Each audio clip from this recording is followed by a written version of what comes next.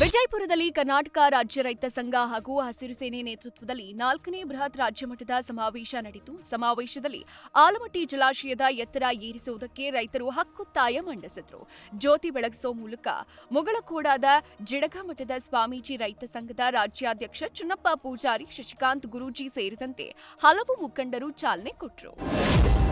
ನಾಳೆ Hosahalli Cubbon park ನಡುವಿನ metro ಸಂಚಾರ ಸ್ಥಗಿತವಾಗಲಿದೆ. ನಿರ್ವಹಣೆ ಕಾಮಗಾರಿ ಹಿನ್ನೆಲೆ 2 ಗಂಟೆಗಳ ಕಾಲ ಮೆಟ್ರೋ ಸಂಚಾರ ಇರೋದಿಲ್ಲ. 7 ಗಂಟೆಯಿಂದ 9 ಗಂಟೆಯವರೆಗೆ ಮೆಟ್ರೋ ಸಂಚಾರ ವ್ಯತ್ಯಯ ಇರಲಿದೆ ಅಂತ ಬಿಎಂಆರ್ಸಿಎಲ್ ಪತ್ರಿಕಾ ಪ್ರಕಟಣೆ ಮೂಲಕ ತಿಳಿಸಿದೆ. ಬೆಂಗಳೂರಿನ ಪುಲಕೇಶಿನಗರ ಠಾಣಾ ವ್ಯಾಪ್ತಿಯ ಕೋಲ್ ಪಾರ್ಕ್ ರಸ್ತೆಯಲ್ಲಿರೋ ಖಾಸಗಿ ಕಟ್ಟಡದಲ್ಲಿ ಅಗ್ನಿ ಅವಘಡ ಸಂಭವಿಸಿದೆ. ಶಾರ್ಟ್ ಸರ್ಕ್ಯೂಟ್ನಿಂದ ಬೆಂಕಿ ಹೊತ್ಕೊಂಡಿರೋ ಶಂಕೆ ವ್ಯಕ್ತವಾಗಿದೆ. ಸ್ಥಳಕ್ಕೆ ಅಗ್ನಿಶಾಮಕ ಸಿಬ್ಬಂದಿ ಧಾವಿಸಿ ಬೆಂಕಿ ನಂದಿಸಿದ್ದಾರೆ. ಅಗ್ನಿ ಅವಘಡದಲ್ಲಿ ಯಾವುದೇ ಪ್ರಾಣಾಪಾಯ ಸಂಭವಿಸಿಲ್ಲ.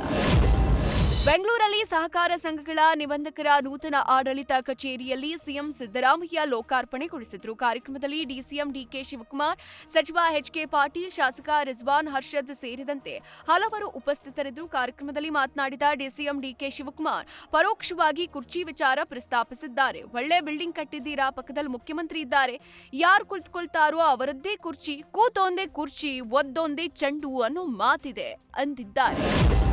ಬೀದರ್ ಜಿಲ್ಲೆಯಿಂದ ಈ ವರ್ಷದ ಹಾಜಿ ಯಾತ್ರೆಗೆ ಸುಮಾರು 300ಕ್ಕೂ ಹೆಚ್ಚು ಯಾತ್ರಾರ್ಥಿಗಳು ಪ್ರಯಾಣ ಬೆಳೆಸಿದ್ರು. ಹಾಜಿ ಯಾತ್ರೆಗೆ ತೆರಳೋ ಯಾತ್ರಾರ್ಥಿಗಳಿಗೆ ಪೌರಾಡಳಿತ ಹಾಗೂ ಸಚಿವ ರಹೀಂ ಖಾನ್ ಶುಭ ಹಾರೈಸಿದ್ರು. ಬೀದರ್ ನಗರದಲ್ಲಿ ಆಯೋಜಿಸಿದ್ದ ಕಾರ್ಯಕ್ರಮದಲ್ಲಿ ಹಾಜ್ ಯಾತ್ರಾರ್ಥಿಗಳಿಗೆ ಹೂಮಾಲೆ ಹಾಕಿ ಗೌರವಿಸಿದ ಸಚಿವ ರಹೀಂ ಖಾನ್ ಯಾತ್ರಾರ್ಥಿಗಳೊಂದಿಗೆ ಮಾತುಕತೆ ನಡೆಸಿ ಶುಭಾಶಯ ಕೋರಿದರು.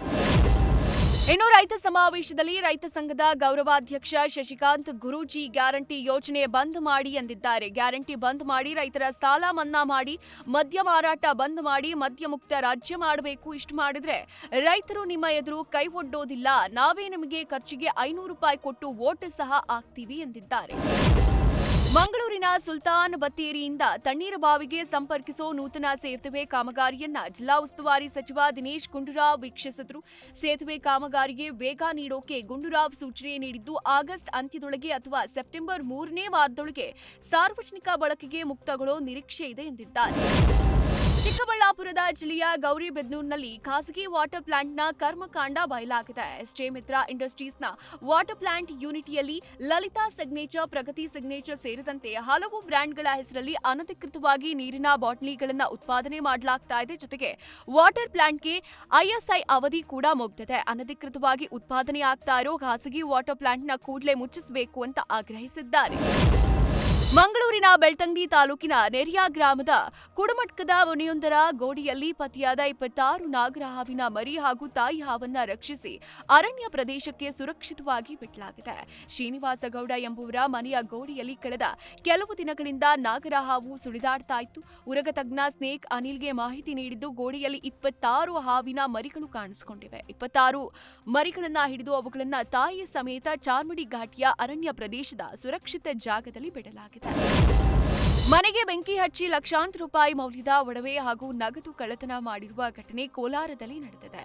ಕೋಲಾರ ತಾಲೂಕಿನ ನರಸಾಪುರ ಹೋಬಳಿಯ ಮಲ್ಲಸಂದ್ರ ಗ್ರಾಮದಲ್ಲಿ ತಡರಾತ್ರಿ ಈ ಘಟನೆಯಾಗಿದ್ದು, ಮಲ್ಲಸಂದ್ರದ ಶಾರದಮ್ಮ ಎಂಬುವರಿಗೆ ಸೇರಿದ ಮನೆಯಲ್ಲಿ ಕಳ್ಳತನ ಆಗಿದೆ.